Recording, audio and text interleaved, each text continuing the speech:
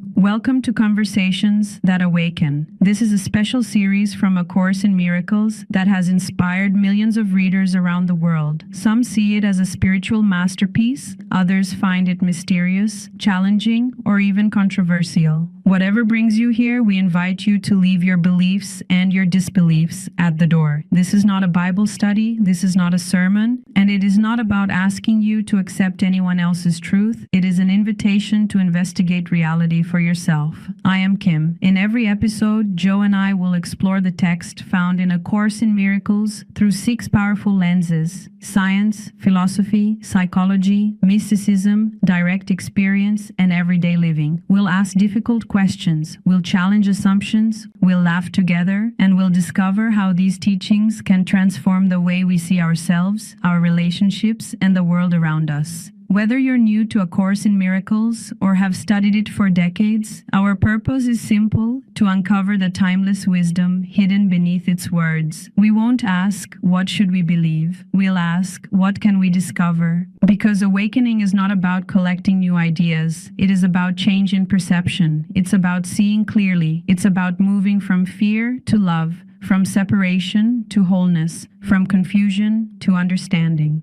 So take a deep breath, set aside everything you think you know, and join us for a special series in A Course in Miracles.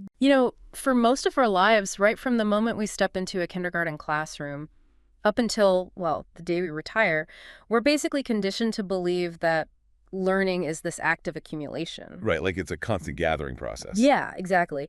It's presented as this endless and honestly really exhausting process of just gathering more facts, developing sharper skills and building up this massive mental library. We treat our minds like a strategic armory, essentially. I mean, we stockpile knowledge so we can categorize the world and defend our intellectual positions. Oh, well, for sure. We want to secure our social standing and just survive in what feels like a super competitive environment. And the underlying assumption there is that acquiring information is the direct path to power. And power is the direct path to safety. Right, right.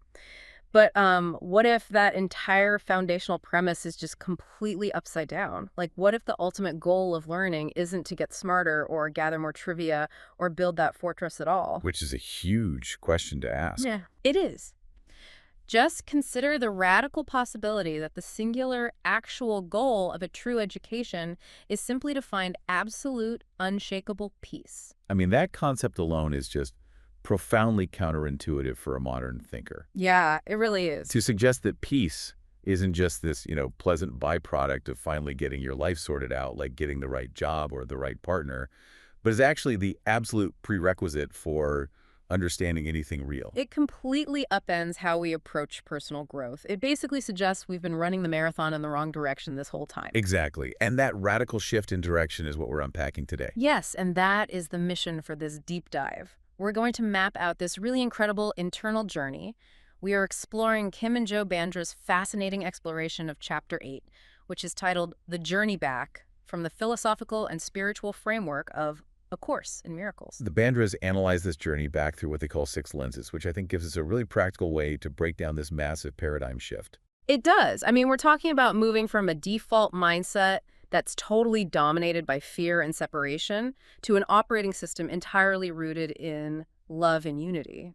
So, to set the stage before we look through that first lens, we really have to establish the core psychological architecture here.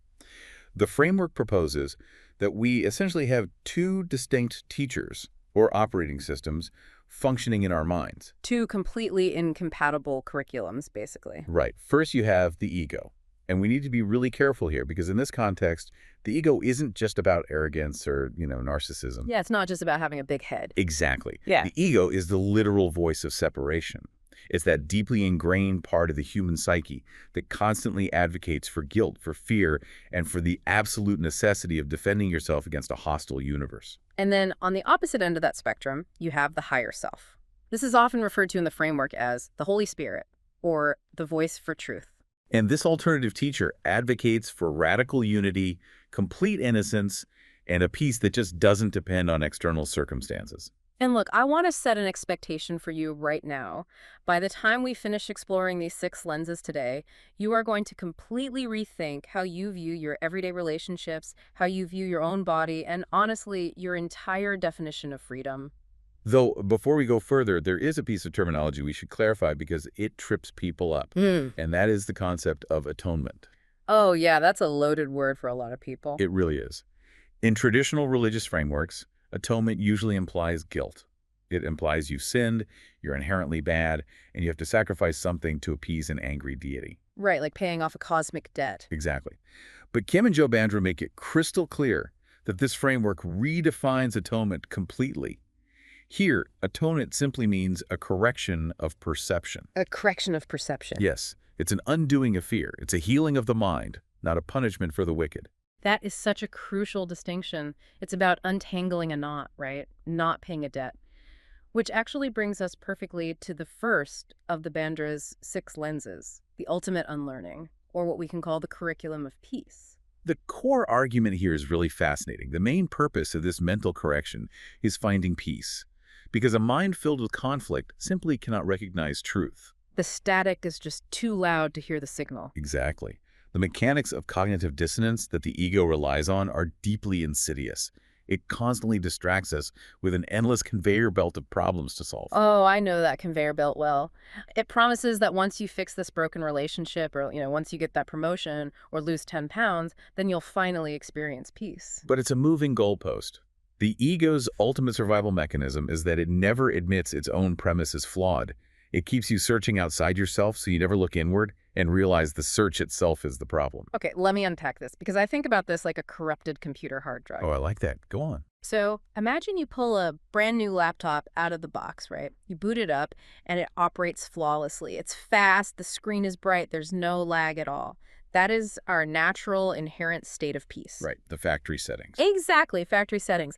But over the years, as you interact with the world, you start downloading sketchy files. You absorb traumatic experiences, societal expectations, petty grievances. All that mental clutter. Right, and suddenly you have this massive piece of malware running in the background. It's draining your battery, the cooling fan is screaming, and you keep getting these terrifying false warning messages popping up on your screen. And in this scenario, the ego is the malware. Yes. The ego is the malware. And we spend so much time trying to download new enlightenment software to fix the lag. We're reading self-help books and taking optimization masterclasses. But the framework is suggesting we don't need more software. Exactly. We just need to run an uninstaller. We have to delete the malware of separation. That analogy perfectly captures the systemic drain the ego places on our energy. Because the ego's entire operating system requires generating conflict just to validate its own existence. It needs a war to prove it's the general. Precisely. Every time we engage with the ego's logic, we're called to a state of war. But it's a war without a real enemy. We exhaust ourselves fighting against people we perceive as threats, completely blind to the fact that they are inherently connected to us. We're basically attacking our own nervous system, but I have to push back on the sequence here a little bit. Let's hear it. My instinct, and I think the survival instinct of human evolution, tells me that understanding the threat is what brings peace. Like, if I know there's a tiger in the brush, having that knowledge allows me to survive. And then I get peace once I'm safe. It's a very logical, biological way to look at it. Right. So why does this philosophy insist that we have to lay down our weapons and find peace first before we can even perceive what is true? Well, what's fascinating here is what happens to human perception when the nervous system is actually in a state of high alert. When you are terrified, your peripheral vision literally narrows. Oh, right, like tunnel vision. Yes. Your amygdala hijacks your prefrontal cortex. You lose access to nuance, to empathy, and to broader pattern recognition. You only see threats and escape routes. So my perception is fundamentally compromised. Exactly. The psychological reality is that a fearful mind is a distorting lens. If you look at the world through the malware of the ego, you will only see a world that justifies your fear. I'll just see scarcity everywhere. Right. So you have to establish a baseline of internal peace to clear the lens. Only then can you perceive reality without the distortion of your own defense mechanisms. Okay, that makes sense. But if the malware is actively ruining our experience, if our past learning has basically just produced a society totally riddled with anxiety and burnout, Why do we keep booting up the same operating system every single morning? Because the ego is an absolute master of camouflage. It doesn't sell you misery. It sells you a counterfeit version of your deepest desires. Oh, wow. It disguises its traps as the prize. Precisely. And that leads us directly into the second lens Kim and Joe Bandra explore, which is the freedom paradox. Right, the idea that we are completely confusing imprisonment with independence. Yes.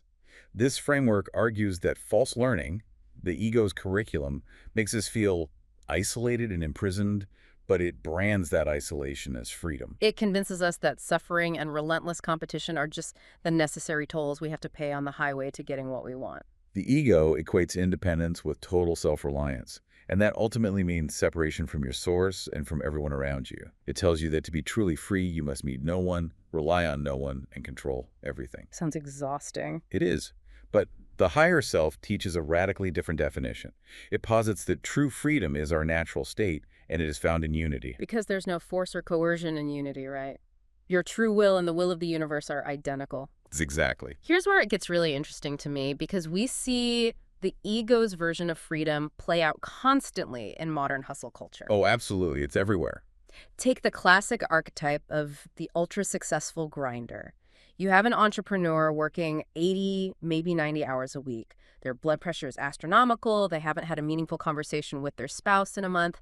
Their kids are basically strangers. And their entire identity is tethered to their company's quarterly revenue. Exactly. They are suffering from profound alienation and burnout.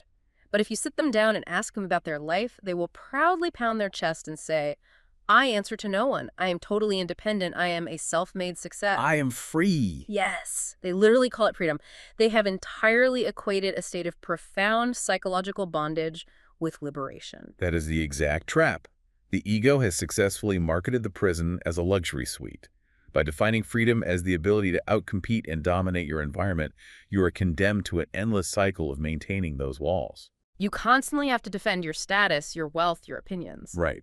And the Bandra's analysis points out that true freedom cannot be achieved through control. In fact, attempting to control another person or a situation is the very act of imprisoning yourself. Which is just a staggering paradox. The idea that offering freedom is the only possible way to become free. It sounds like a riddle, but functionally, it's deeply logical. When you attempt to control someone, you have to expend constant energy monitoring them, judging them, enforcing your will. You become a warden. Yes. And a warden is just as chained to the prison as the inmates. You cannot leave. Wow, that's a powerful image. But when you recognize the inherent autonomy of another person, when you release them from your judgments, you are simultaneously releasing yourself from the exhausting job of being their judge. So if we connect this to the bigger picture, accepting our shared nature isn't a loss of individuality. It's the ultimate release from the burden of hypervigilance. Exactly. Yeah. It's putting down the armor. I see the logic. If I don't have to defend my castle, I can finally leave the castle. But, this concept of shared freedom isn't something you can just theorize about while sitting alone on a meditation cushion. No, it has to be field tested. Right. The only way to know if this alternative operating system works is to collide with other human beings. And that collision brings us to the third lens, the mirror effect, or what the text calls the holy encounter. This is where the philosophy becomes intensely practical. The framework states that whenever we meet another person, it is a holy encounter. The way you see that person is an exact reflection of how you see yourself. Okay, I have to stop us here because this is where a lot of people, myself included, hit a massive wall of resistance. It's challenging, I know. The theory sounds beautiful until you're dealing with a deeply difficult human being. Like, let's say I'm in the grocery store, I've had a long day, and the person behind me is just radiating toxicity. Right, a real-world scenario. Yeah. They are screaming at the cashier over a coupon. They violently shove their cart into my heels. They're just completely selfish and hostile. Or, let's raise the stakes. Imagine a deeply manipulative coworker who is actively trying to sabotage your reputation to get ahead. Those are the exact crucibles where this mindset is tested. Right. And my question is, How on earth is dealing with a saboteur a holy encounter? My blood is boiling. My nervous system is screaming that I'm under attack. Am I just supposed to smile, be a passive doormat, and let people abuse me in the name of spiritual unity? This raises an important question, and I'm glad you brought it up, because confusing spiritual forgiveness with behavioral passivity is the most dangerous misunderstanding of this material. Okay, good. Because that sounds incredibly unhealthy. It would be. Recognizing a holy encounter does not mean enduring abuse. It doesn't mean abandoning physical or professional boundaries. You can absolutely fire the toxic coworker or tell the person in the grocery store to back up. So what is actually being asked of me in that moment? What is being demanded here is a shift in internal perception, not a surrender of external safety. But how do I literally do that? When the cart hits my heel and the adrenaline spikes, how do I shift my perception without just suppressing my anger and pretending to be zen? What's the actual psychological mechanism? The mechanism requires a profound momentary pause. When the cart hits your heel, your ego immediately offers an interpretation. It says, this person is fundamentally evil. They are a threat. They are defined entirely by this moment of selfishness. And if I accept that interpretation, You are reacting to an illusion. You are reducing a complex eternal consciousness down to a single flawed behavior. I see. Because if I reduce them to their mistake, I'm establishing a universal law that people basically are their mistakes. Precisely. That is the mirror. If you define the rude person as unredeemable, you are cementing a worldview where mistakes equal permanent condemnation. Oh, wow. Which means the very next time I make a mistake. The next time you lose your temper with your kids or fail at work, the psychological architecture you just built demands that you must also be condemned. You cannot have two sets of laws. That is terrifying, actually. It is. The shift in perception is the active, conscious recognition that their toxic behavior is a symptom of their own intense fear and ego delusion.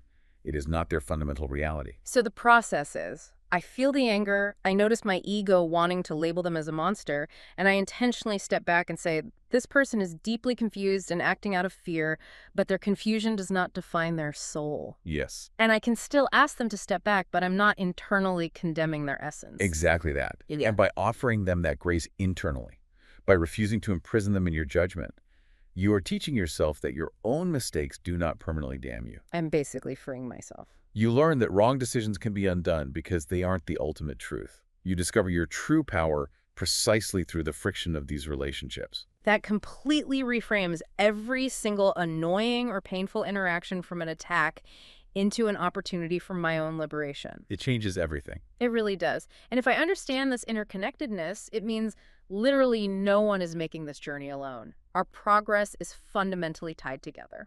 Which brings us perfectly to the fourth lens. Kim and Joe Bandra highlight this shared journey by reimagining one of the most famous parables in human history, the story of the prodigal son. Right. And the traditional interpretation of the prodigal son is deeply steeped in the ego's curriculum of guilt, isn't it? Oh, completely. Yeah. Usually, the focus is entirely on the son's massive failure. He takes his inheritance, squanders it on a wildlife, ends up starving in a pig pen, and finally crawls back home to beg for mercy. And the usual takeaway is this condescending kind of grace, like you ruined everything and you were fundamentally unworthy, but if you grovel enough, maybe this benevolent authority figure will let you sleep in the barn. It's a narrative that reinforces conditional love. You are only valuable if you behave correctly, and if you don't, you have to earn your way back through suffering and repentance. But the Bandra's exploration of this text completely shatters that interpretation. Right. It does. They point out that the father in the story didn't care about the squandered money.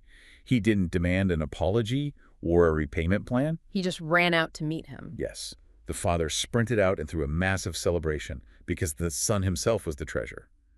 The journey to truth isn't a crawl through guilt. It's an awakening to a value that was never actually lost. So what does this all mean for our daily anxieties about self-worth? I mean, we live in an era of crushing anxiety regarding our value. Well, the philosophy argues that we may deeply believe we've made ourselves unworthy through our mistakes, but we fundamentally lack the power to alter our inherent value. The world simply cannot add anything to your intrinsic worth, and it can't subtract anything from it. Exactly. Your worth does not depend on your success, your behavior, your bank account, or even your own fluctuating opinion of yourself. Think about the immense psychological relief in that idea. We tie our identity to our job titles, our aesthetic appeal, how perfectly we curate our lives online. We suffer from crippling imposter syndrome. Constantly. Because we are terrified that if people saw behind the curtain, if they saw our messy, squandered inheritance, we'd be cast out. This framework is offering an immediate, total release from that anxiety. It promises that your value is static. You literally cannot ruin it. Which redefines the entire concept of the journey. We often think of spiritual growth as a long, arduous trek across a vast distance to finally arrive in enlightenment. Right, like climbing a mountain. But if your value is inherently intact, then the journey to God, or the journey to truth, is not a journey through distance. It is purely a shift in awareness. You're not trying to become something new. No, you are simply waking up from a dream of exile. You are recognizing where you have always been. The implication there, and wild, if all my worldly achievements, the promotions, the wealth, the status symbols, can't actually add to my ultimate value, then what are they? They are distractions. The world cannot add anything to God's power or your true power. It can only distract us. The ego uses the shiny objects of the material world to keep your attention focused outward, so you never realize the inherent completeness within. And because our true strength is fundamentally shared, alone we can do nothing, right? Exactly. Every time one individual wakes up from this dream of scarcity and realizes their inherent worth, they mathematically strengthen the whole. Your realization of peace makes it marginally easier for everyone else in the collective mind to find peace. Which is a beautiful, expansive thought, but it brings us to a massive, highly tangible roadblock, which is the fifth lens. The body. Yes, the body. If my true nature is this united, invulnerable spirit, and my worth is entirely independent of the physical world, what on earth am I supposed to do with this incredibly demanding, fragile, biological body I'm walking around in? It's the ultimate distraction. I get hungry, I get tired, I get sick. My body seems to dictate an awful lot of my reality. It does, which is why the ego obsesses over it. The framework offers a radical reframing here by drawing a stark line between viewing the body as an end in itself versus viewing it merely as a means. Let me make sure I'm synthesizing this correctly. The ego treats the body as both your ultimate identity and your primary weapon. Yes. The ego says, you are this flesh and bone. Your survival depends on protecting it, making it look better than others, and using it to separate yourself from potential threats. The body becomes the ultimate goal. It uses physical differences like age, race, attractiveness to categorize and separate humanity. It provides endless instructions for protecting the body while completely ignoring the underlying psychological terror that drives the obsession. I think the perfect analogy for this is a smartphone. Oh, let's hear this one. If you strip it down to its components, a smartphone is just a chunk of aluminum, glass, and silicon, right? It has absolutely no inherent moral value. It's neutral. But you can use that exact same piece of hardware in two drastically different ways, depending on the operating system you're running. You can use it to doom scroll for 6 hours a day, argue anonymously with strangers, and ultimately deeply isolate yourself. In that scenario, you are using the phone as a weapon of separation. Exactly. That is the ego's use of the body. But the alternative is that you use that same chunk of glass and metal to FaceTime a relative who lives across the world, or to coordinate a relief effort. You use it to connect. The hardware didn't change at all, but the purpose shifted from isolation to connection. Right.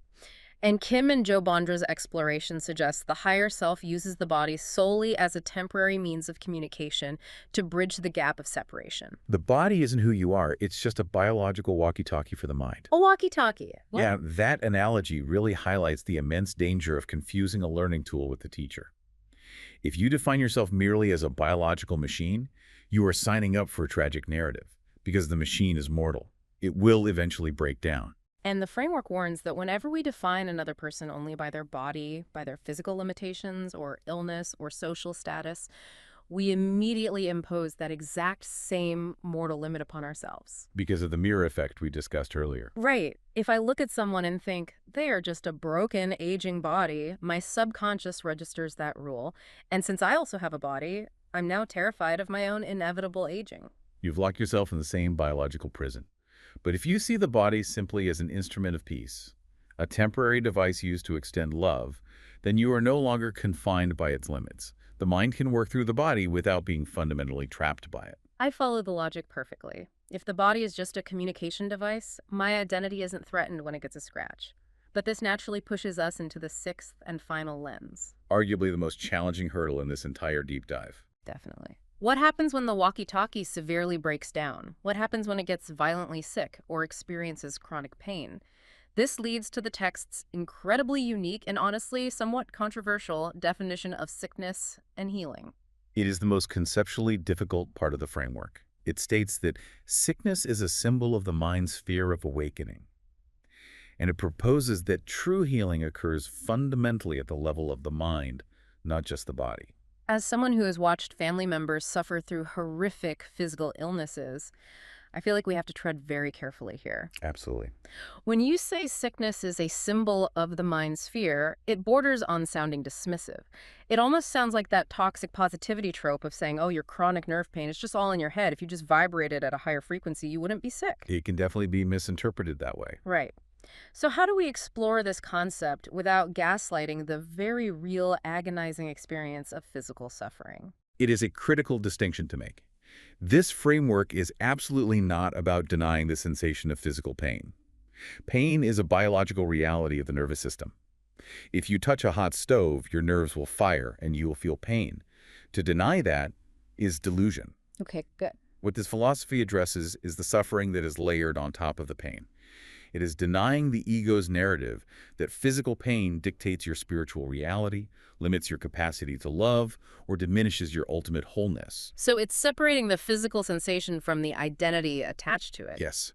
When fear focuses our entire attention on the failing body, our desperate prayer is usually, fix my hardware, change my physical circumstance so I can be happy again. But the framework suggests the deeper, more profound request should be, help me see my body correctly. Exactly. It is a return to correcting perception. True healing is restoring meaning to a confused thought system. Help me see my body correctly. But if my body is in intense pain, how do I see it correctly? What is the actual mechanism of replacing fear with love in that agonizing moment? The mechanism involves recognizing the difference between the hardware and the software. A divided mind experiences deep suffering because it has conflicting purposes. It wants to be eternal, but it identifies as mortal flesh. When you are in chronic pain, the ego screams, you are broken, you are a burden, you are cut off from joy. Right. And the psychological mechanism of healing is observing that narrative and choosing to reject it.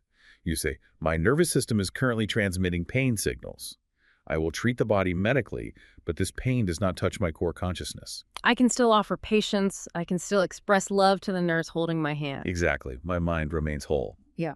If we connect this to the bigger picture, the framework uses sleep and waking as a powerful metaphor here. Oh, how so? Sleep represents a withdrawal, a pulling back into your own private, isolated, fearful dream world where you are totally vulnerable.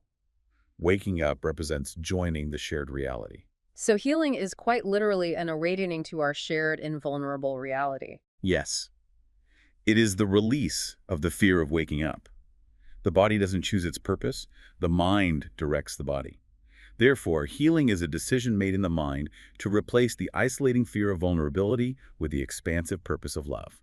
Even if the physical body remains damaged, the mind can be completely healed. The person can be entirely whole. We see this with people at the end of their lives who possess this radiant, unshakable peace despite their physical deterioration. Their minds are healed, even as their bodies fade. Because our consciousness is interconnected, right? When one person achieves that level of mental healing in the face of physical decline, it acts as a massive beacon for the rest of us. It proves the ego's central thesis that we are nothing but fragile bodies is a complete lie. Precisely. Man, this has been an absolute earthquake of a paradigm shift. To bring this deep dive to a close and sort of synthesize Kim and Joe Bandra's exploration of Chapter 8, we are learning that the journey back is not a trip across space or time. You aren't trying to earn enough spiritual frequent flyer miles to get into a VIP heaven. Right. It is simply a psychological return from fear to love. We aren't trying to hack our way back to perfection. We are just waking up to the staggering realization that we never actually left. And the true beauty of this framework is its accessibility. You don't need a monastery. You don't need decades of silent meditation in a cave somewhere. The laboratory where you test this is simply your daily life. The ego teaches limitation in every waking moment. And the higher self reminds us we are joined and free. That is the most empowering takeaway for me. For you listening right now, the tools for this massive shift in consciousness are sitting right in front of you. The classroom for your ultimate freedom is literally the person sitting across from you at the dinner table tonight. Or the frustrating driver cutting you off in traffic. Yes, or the coworker who constantly pushes your buttons. Every single one of those interactions is an active choice between two curriculums. You can boot up the malware of conflict, or you can run the uninstaller and choose peace. Because the mirror effect is absolute. When you manage to look past someone's frustrating behavior and offer them dignity, forgiveness, and freedom, you are spiritually installing those exact realities into your own mind. When you recognize the inherent unchangeable worth in them, you are fundamentally forced to remember the unchangeable worth within yourself. Exactly. I want to leave you with a final, lingering thought to explore as you go about the rest of your day. Think back to our opening discussion, to that idea of the heavily guarded mental fortress we all build to protect ourselves from a hostile world. All that heavy armor we carry around. Right. We spend so much of our lives hiding behind those walls, using our bodies and our intellects as armor. But the very next time you make eye contact with a stranger today, whether you're waiting in line for coffee, passing them on the sidewalk, or sitting next to them on the train, consider for a single second that you aren't just looking at another isolated, fragile biological machine. You are looking at a perfect mirror of your own mind. Yes, you are stepping into a holy encounter that literally holds the key to your own freedom from fear. The choice is entirely yours. The question is, what kind of message are you going to send through your walkie-talkie? Thank you for listening. If today's conversation resonated with you, please take a moment to like this episode, subscribe to the channel, and share it with someone who may benefit from these reflections on A Course in Miracles and the deeper questions of life. Your support allows us to continue creating conversations that explore consciousness, reality, love, forgiveness, and what it truly means to awaken. I'm Kim Kaur, and it is my privilege to introduce Joe Bandra. Joe is an author, philosopher, speaker, healthcare technology pioneer, and a lifelong explorer of humanity's greatest questions. For more than 3 decades, he has worked at the intersection of science and medicine while pursuing an equally passionate exploration of A Course in Miracles. His first book, Finding Neve, is a transformative journey into self-discovery and the search for lasting happiness. His second book, Body, Mind, and Machine, shares his remarkable career in healthcare technology and the evolution of a profession dedicated to improving human lives. His upcoming work, The Nature of Reality, brings together science, philosophy, psychology, mysticism, and direct experience to explore one of humanity's oldest questions. What is reality really? Through every conversation, Joe invites us to question our assumptions, look beyond appearances, and discover a deeper understanding of ourselves, each other, and the extraordinary universe we share. Thank you for being part of this journey. Until next time, keep questioning, keep exploring, and above all, keep awakening. Life often feels like an endless list of tasks, constant noise and distractions, pulling us in every direction. We're all searching for happiness, but what if we've been looking in the wrong places all along? This was Nevaeh's journey. Lost in the noise, she felt cut off from the peace and happiness she longed for. Until she met Joe Bandra, an unconventional, insightful philosopher with a different perspective. Jay, as he is simply known, didn't hand her a map. He gave her something far more valuable, a compass, a way to turn inward, navigate her own thoughts, and uncover the clarity hidden beneath the chaos. Readers around the world have been touched and inspired by Finding Nevaeh. Your journey to inner peace begins now.